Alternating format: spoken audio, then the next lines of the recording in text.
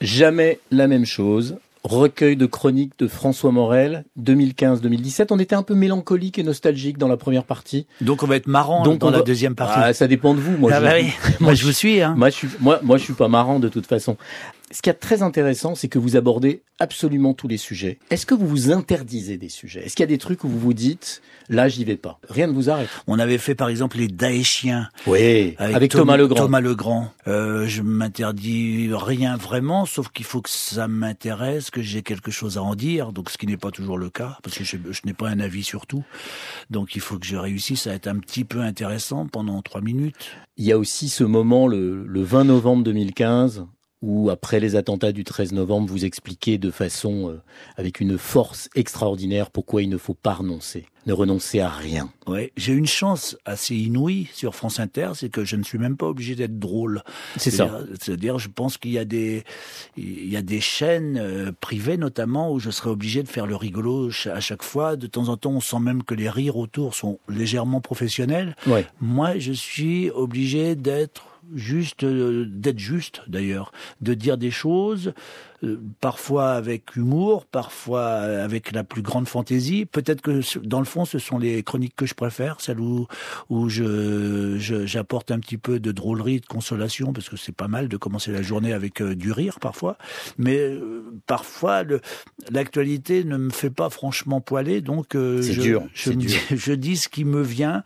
Et cette fois-là, après le Bataclan, je me disais juste, c'est ce que je me disais à moi, parce que c'était pas ne renoncer à rien EZ, c'était ne renoncer à rien ER. C'est-à-dire, c'est une chose que je me disais à moi aussi, parce que les jours qui ont suivi le Bataclan, je me sentais pas non plus extrêmement à l'aise de monter sur une scène de théâtre. Je me disais, si un cinglé arrive avec une Kalachnikov, les gens seront coincés, alors que moi je pourrais peut-être partir dans les coulisses. Par la sortie de secours. Ouais, c'est vrai qu'on pense à des choses horribles comme ça, et on se dit, mais en même temps, on a la chance de vivre dans un pays où on peut dire des choses, où on peut partager des émotions avec le public, et dans le fond, moi, c'est à ça que je sers. Vous dites dans une chronique que vous voudriez pas être le cardiologue d'Alain Finkielkraut, et vous essayez ce jour-là de lui expliquer l'humour. Mais c'est vain. Je sais pas, non, je suis sûr qu'il a de l'humour, cet homme, en même temps. C'est marrant parce que, enfin, je sais pas. Parfois, non, mais vous voyez, ça vous... Ouais, là... non, par exemple, là, j'ai l'impression non, mais des fois, je ne comprends pas cet homme. Mais ça m'embête, moi, ça m'embête. Oui, parce que vous voudriez le comprendre. J'aimerais mieux. Ouais. Chez moi mieux, parce que c'est un homme que j'ai lu beaucoup quand j'étais jeune. Les bouquins qu'il écrivait avec Bruckner, etc. Ce sont des bouquins qui m'ont marqué. Il y avait une grande liberté dans sa façon de parler. C'est un ami d'André Dussolier, donc je suis sûr que c'est un homme tout à fait... Bon, on va lui lancer un appel. Non. J'ai fait une émission avec lui, c'était une très bonne émission sur France Culture où on parlait des vaches. Bon, comme quoi. Mais, donc on peut avoir des sujets en commun. Les plaques de rue de Constantine. Ça, c'est une merveille, parce qu'elles sont expliquées aux auditeurs qui vous auraient pas entendu sur Inter, c'est magnifique. C'est-à-dire que quand on lit à l'occidental, on voit la date de la mort avant la date de la naissance. Et quand on se promène dans Constantine et qu'on est un peu rêveur, tout d'un coup, ça surprend, parce qu'on se dit, tiens, mais c'est comme si la mort précédait la naissance.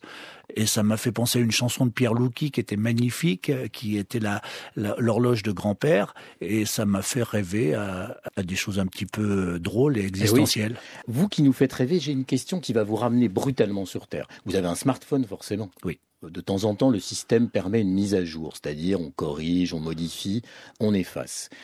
Si la perfection qui est en face de moi, qui s'appelle François Morel, pouvait soudainement corriger quelque chose, comme s'il était un système sur son smartphone, qu'est-ce qu'il corrige? J'effacerais sûrement une timidité qui m'a souvent accompagné. Vous êtes timide?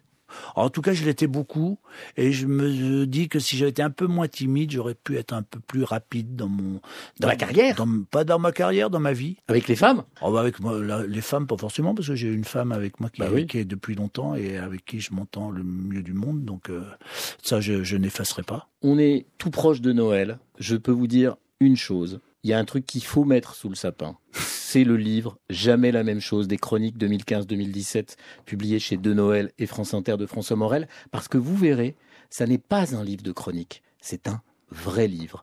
Merci d'être venu chez nous, François Morel. Merci beaucoup, très touché.